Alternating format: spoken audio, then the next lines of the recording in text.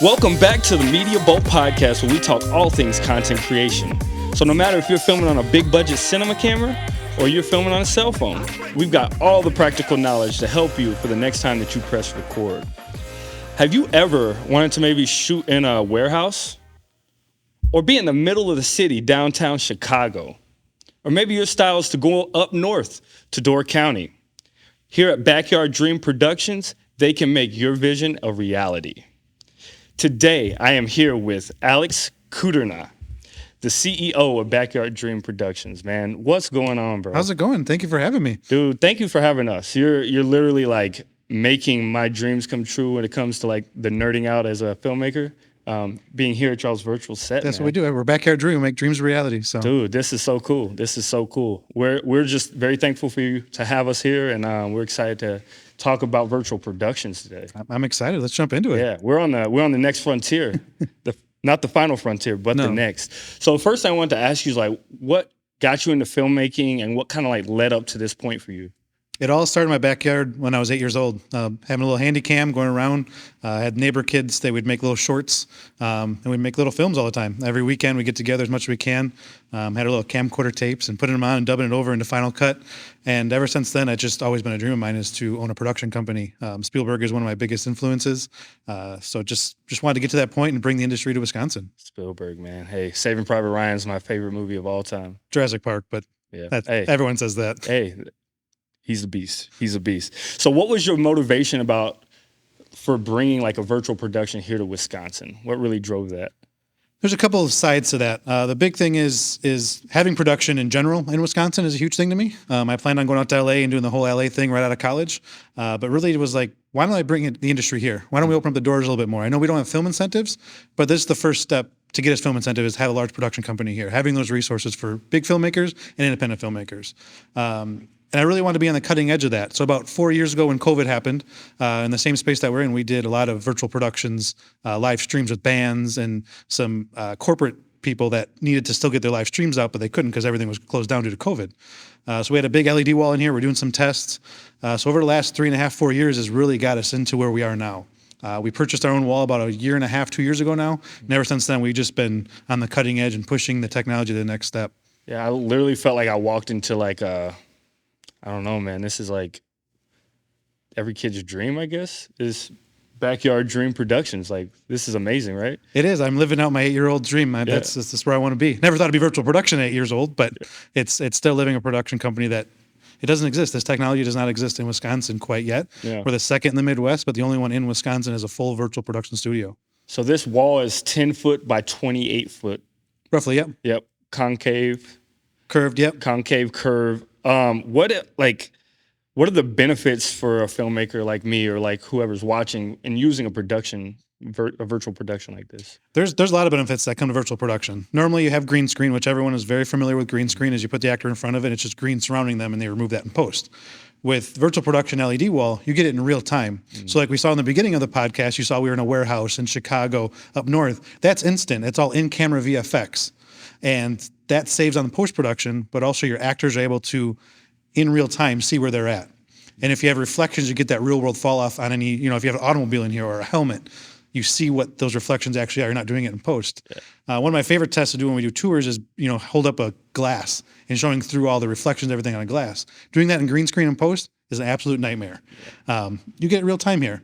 So you save time. Usually a 3-day shoot, you can get done in about 1.5 days here. You're not moving locations. All the lighting stays up. You just change your background, maybe adjust some minimal lighting, maybe move the cameras, but you're all in one location for that 1.5 days instead of 3 days. No time on permits, generators, weather. If it's raining outside, is it snowing outside? None of that matters anymore because you're inside a studio. It's all controlled. And we can make it rain or snow in here if you need it to. Make it rain on them, right? Yes. That's what's up. So from my understanding of virtual productions, it kind of started off with Disney and The Mandalorian, Star Wars. And I think a big part of that was his armor was so reflective and they couldn't figure out a proper way to green screen or blue screen to make that work because of the reflections. Yep. So it kind of came out of necessity and kind of changed everything for this industry, right? It really did, and it really pushes the industry to push the technology. Green screen is it's been around for a long time. Right. This really pushes it to the next level and brings a lot more people into this industry. You got the gamers now coming into the industry because he uses Unreal Engine. It opens the door to so much more set design as well too. A lot of people say, well, it's losing jobs. Well, it's not. You still have to do foreground elements. You still need, if you're doing a desert, you still need to bring in the sand, the cactus, all these different elements to make it look realistic. So those jobs are just changing a little bit. And you mentioned Unreal Engine. For those that don't know what Unreal Engine is, it's a video game creating engine that they make games out of, and they figured out this really cool way to actually do some virtual production, track cameras. And can you tell us a little bit about how you guys implement Unreal Engine, build environments, and kind of make this thing kind of work? Yeah, Unreal Engine is a huge part of virtual production. Yes, you can do 2D backplates, kind of what we did in the beginning, but with Unreal Engine, you're able to fully immerse your film in that world and immerse your actors into that. Then, like you said, the engine is the same engine they use for video games. So any video game you see on the market pretty much was made in Unreal Engine. So you're able to bring in a house, build a forest, build a desert, all in there virtually. And our virtual production supervisor, Jeff, and our creative director is able to create any world that the client needs. And then within that world, we track it and we bring in our screen into that virtual world. And we have a virtual camera that sees that screen. And then in the real world, our real world camera is actually tracked to that virtual camera. So whenever you move the camera in the real world, the camera in the virtual world is moving. So you're getting that parallax depth of field movement. And that's what really immerses the viewer into whatever you're making, correct? Correct. It's like putting on a pair of binoculars. If you put them on, you're looking around, you fully see what's down the barrel of those lenses. Yeah, and maybe I'm speaking for a lot of people, but I've jumped into Unreal and got my ass kicked multiple times, and I'm working through it. But one of the big things that I'm learning is that the nanite function and being able to build these environments really quickly, make changes, move a tree, and just like placing items and do things like that really quickly has really sped this up and made it actually plausible to do something like this, right? It makes it very quick because you can buy environments on Marketplace, but they're not optimized for virtual production. They're optimized for a video game. So Jeff will get an environment, he'll start building, whether it gets part of it on Marketplace or building it from scratch.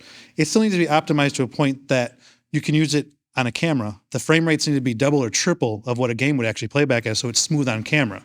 So there's some elements that need to happen before you can just build a world or download a world. And Unreal Engine is a pain in the ass. You really have to understand it. There's some coding in it. There's some tools that we incorporate in there, but Jeff has really dived into it in the last 3 years and has gone full force into it. Yeah. He told me that he was going to be done. He was getting to the age where he's like, I'm done learning anything new.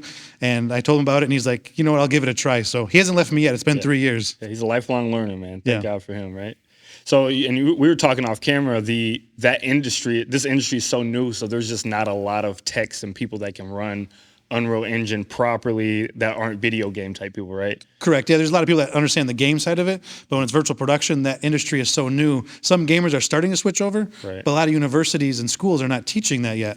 So I would say within the next 2 to 3 years, that it's really going to change. There's going to be a lot more people that are versatile in both, or just specifically in virtual production. So that's like a great place, maybe if you want to be, new and be at the forefront of what's going on in technology. That might be a good path to take, right? And Unreal Engine is completely free, so you can download it and do it at home and start learning it. Yeah. Hey, you need a little sponsorship from Unreal, man. I should do that. Yeah, get on Epic Games, give them a call. In our intro, we showed a 2D backplate. Kind of gave us an idea of what this wall is capable of. Can you tell us the difference between something like that and actually what the 3D look would be? Sure. So the 2D backplate, it's just an image, which works really good if you're just doing an interview, kind of like what we're doing, which would work back there. If you're not moving the camera much, if you don't need that parallax, if you want full parallax and full immersion, you want a 3D full immersive backplate with Unreal Engine. And a really cool thing on our website at the bottom in the footer, there's actually a VP comparison sheet, which recommends which idea to use, if you use a 2D backplate or a 3D, depending on your camera shots and what you need.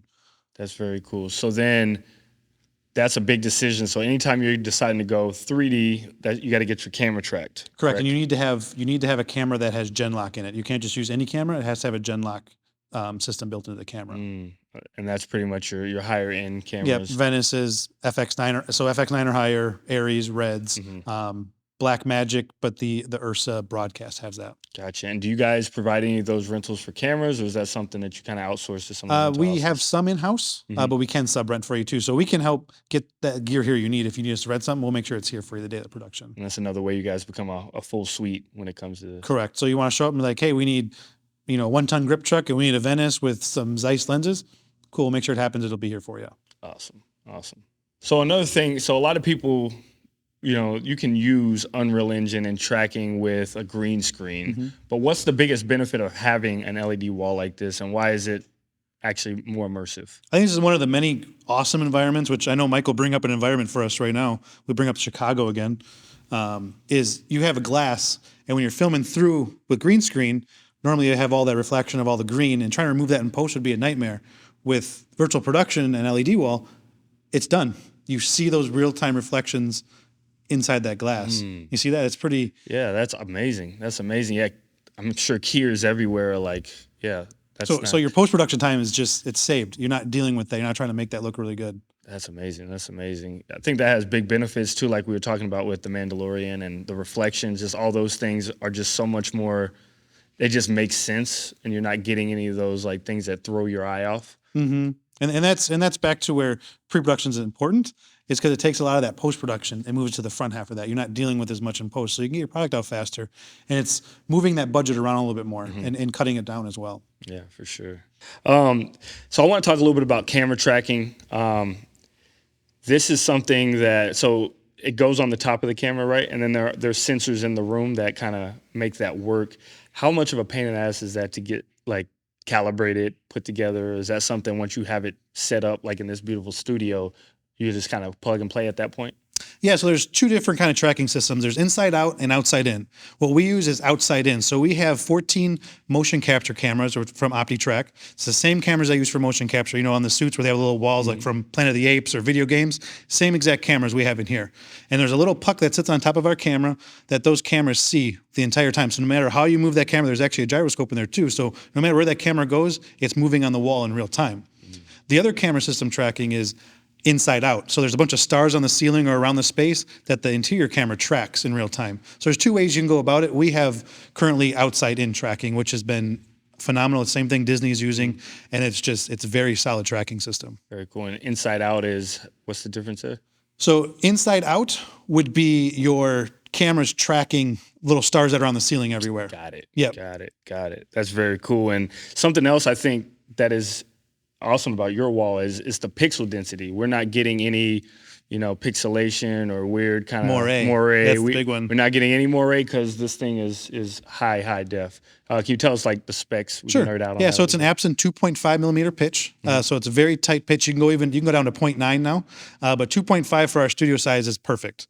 Also, our pixels are black, so it doesn't have to recreate black. It's actually real black, and it's not gray, so it doesn't reflect as much light as a normal LED wall would. This wall is specifically built for virtual production. We're the second person in the United States to have this wall and install it in the United States. Okay. So that really helps with when you have other lighting in here. It's not reflecting that or getting any issues there. Correct. Yeah, a lot of LED walls that you see at a concert, they're gray, and they're really going to reflect that light, and it has to recreate that black, so you're not getting that true black depth in your scene. Another thing I want to talk to you about, like while we're nerding out and we're hitting these details, we'll get through this part of it, but the refresh rate versus your camera's shutter speed and how that's kind of working and frame rates. How do you guys, what are you guys able to do with this wall? Yeah, so our wall has over a 7,000 hertz refresh rate, which is super high, which is really nice. And currently with the system we have set up with our Brompton processor, we can go up to 60 frames per second on this wall.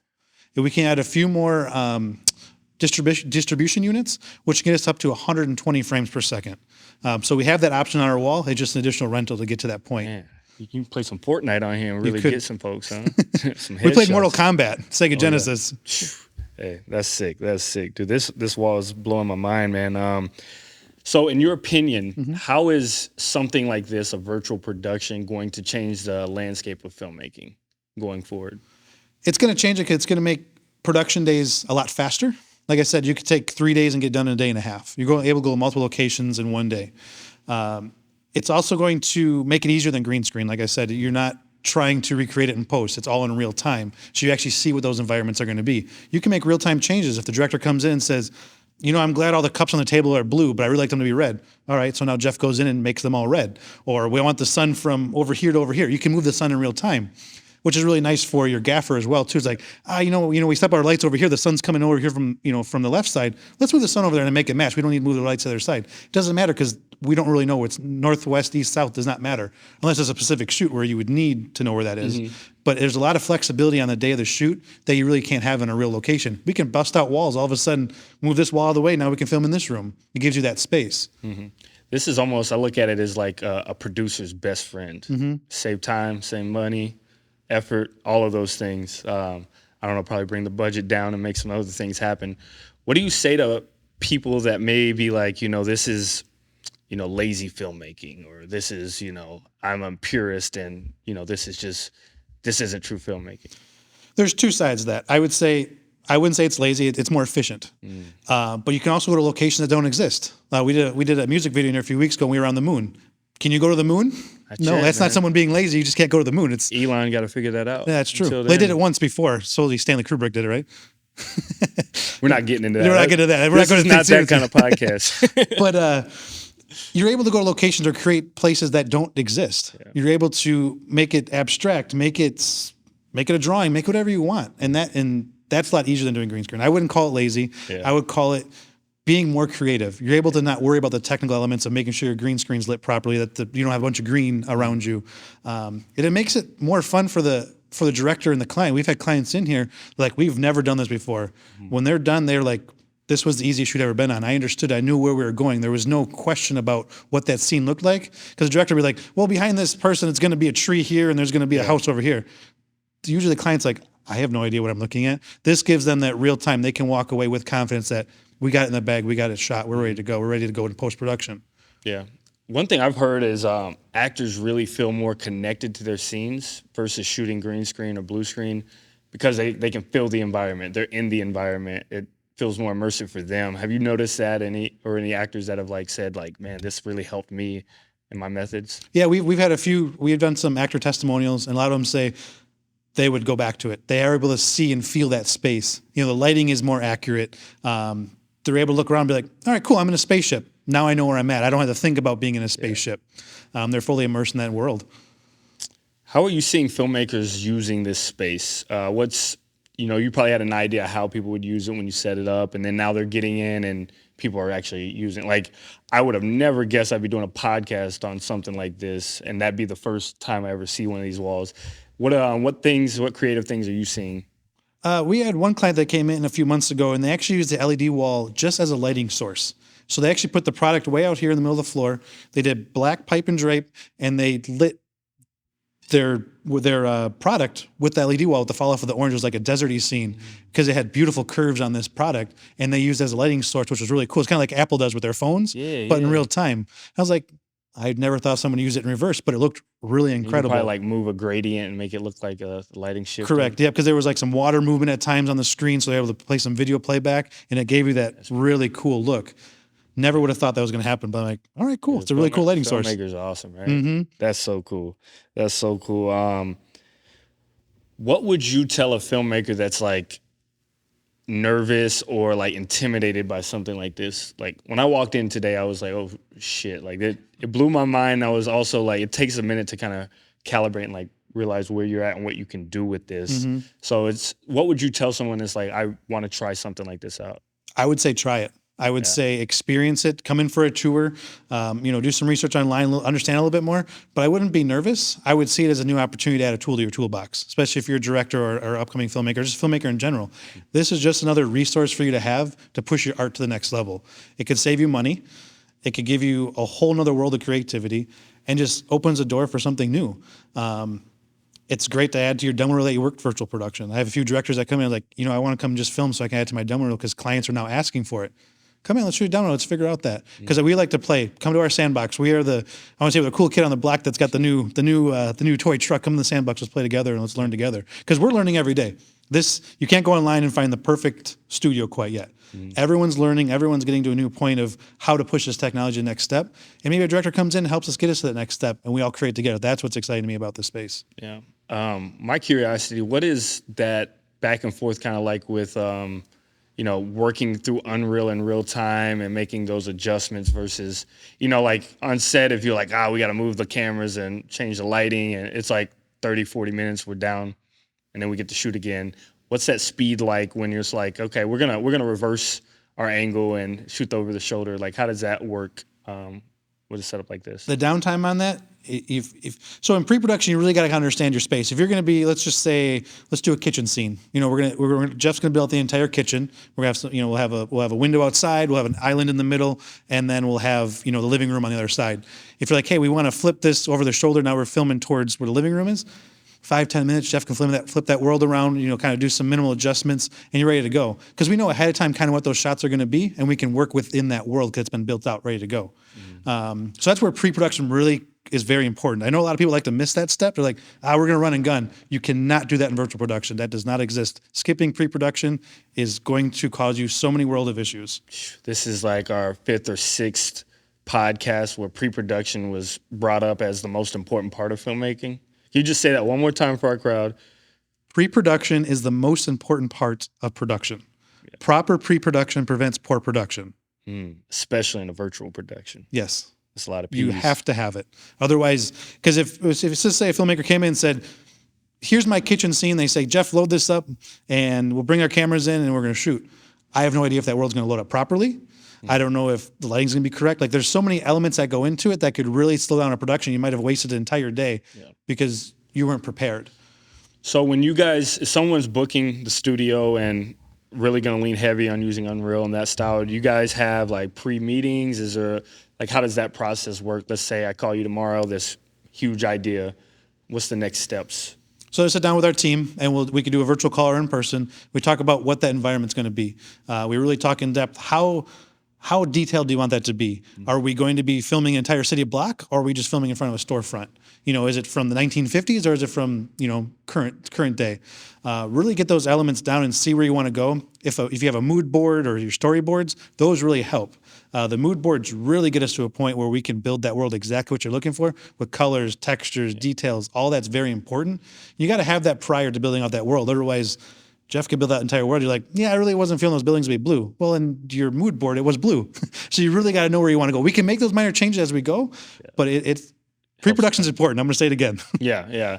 And is that something that is built into the rental, or is that something that's added on? That's a la carte. Okay. So renting the studio for production day is its own rate, and then we have building out the world, optimizing that world, and then we usually require a pre-calibration day. So you bring your camera in, we put the environment on the wall, make sure everything's talking, everything's working right. So in the day of production, you go right into it. Make it seamless, right? Make it seamless. That's awesome. What is your overall goal with this virtual production studio and working with independent filmmakers in the area? My biggest goal is to offer resources to independent filmmakers. I know how complicated it can be to raise money, how complicated it is to get to the point to get the newest and best gear. I started out in my backyard with a handy cam.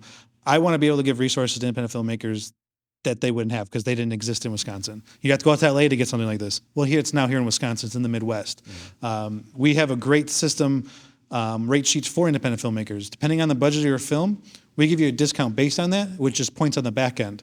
And we really want to work with independent filmmakers because that's important. That's our future creatives. That's people that truly have that story and that passion. And we want to work with them on that. And that's our goal with the space as well, is to have independent artists in here. That's so cool. It's so cool. And you guys are situated right here in Kenosha, Wisconsin.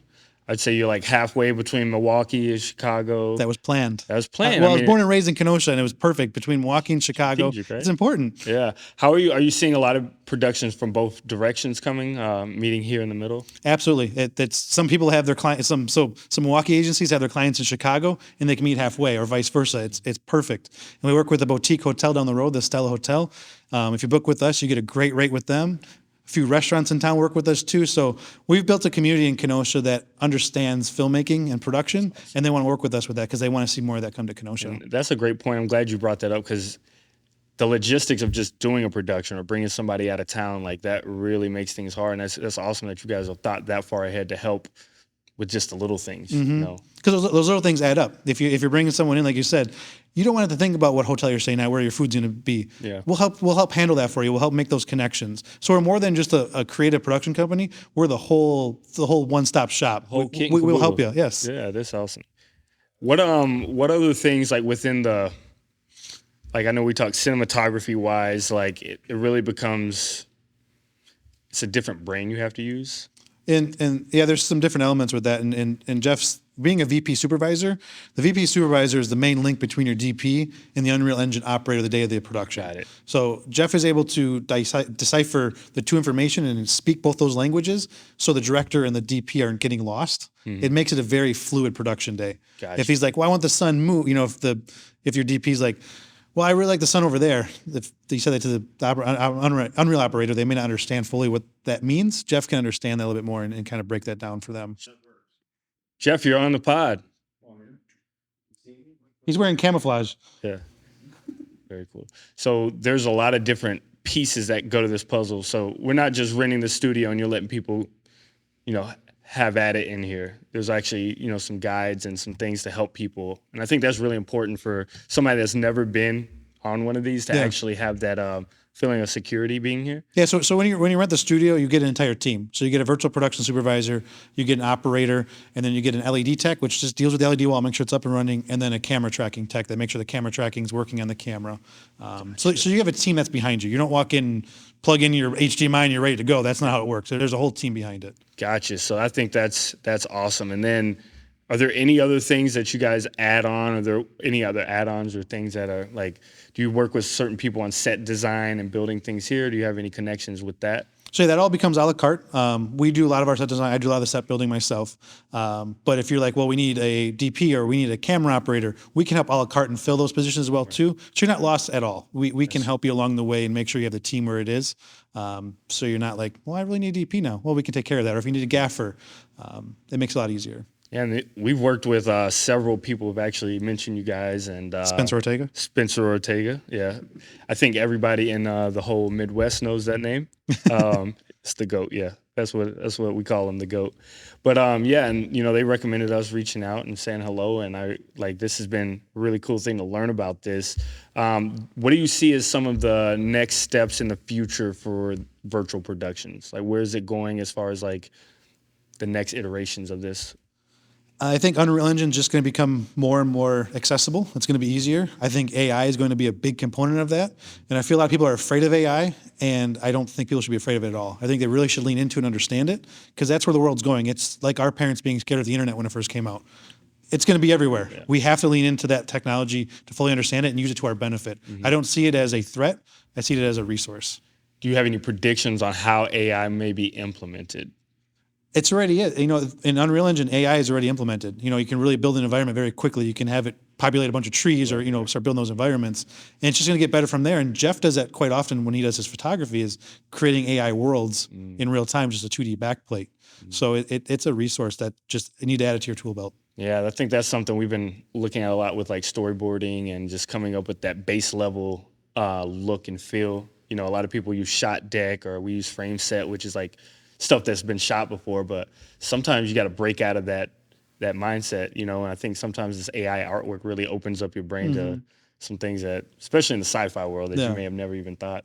And that shot deck and those different resources are really good for creating those mood boards, for creating those worlds, is take those elements from that's been created, and that really gets you a starting point for creating those environments you want to get to.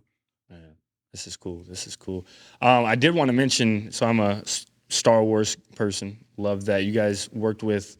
What's the name of the group? The 501st. 501st Stormtrooper group. Yeah. Right? So Mike Detterman, who is our cinematographer, he was a big component of that. He was cinematographer for that and co-directed that. And he's a Star Wars nerd. I don't want to say this to everyone in the world. I've only seen the first Star Wars. Don't ask me what the first one is, because I don't know what the first one actually is. I've seen one Star Wars, so I'm probably going to get a lot of hate on the internet. I'm probably going to get canceled now. Yeah. But you're done, man. I've never gotten to Star Wars, and I feel Mike and the team that worked on that film has given me a new look at how Star Wars is important. It's played into that culture. Yeah. It's huge. I never realized how big that culture was, down to all these people that dress up and, they help these kids at hospitals that are sick, and they get this huge smile on their face. Yeah. That's amazing to me. Yeah.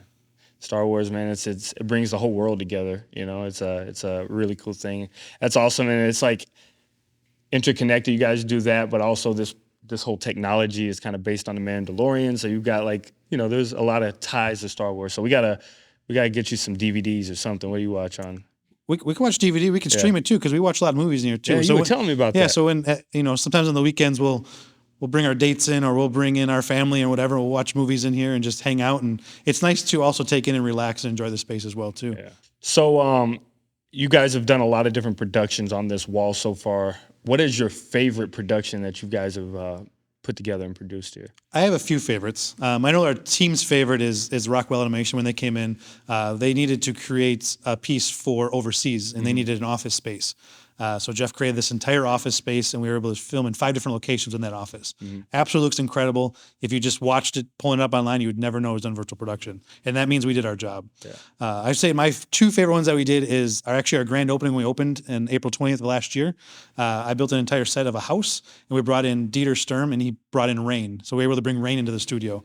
And that was at the very early stages of us doing virtual production. I would say we are leaps and bounds above that. I would love to recreate that because we know so much more now. Yeah. And our second project within that is the same thing with Dieter. We brought in snow. So we brought in a snow machine, and we made it snow in the studio. So it's cool to bring those real world elements into the studio, into a virtual world. That's so cool. And then, like, what's a project that you're like, this is bucket list, we know enough now and we're ready to embark, or we're almost to the point where we can like really try something out of the box?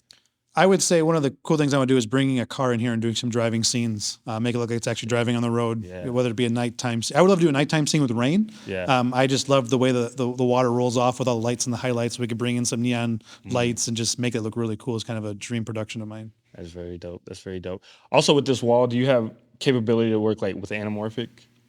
You can do anamorphic. Yeah. There's some things we have to do on the back end, but you can do anamorphic. That's super dope. You got it all figured out over here, man. We're learning.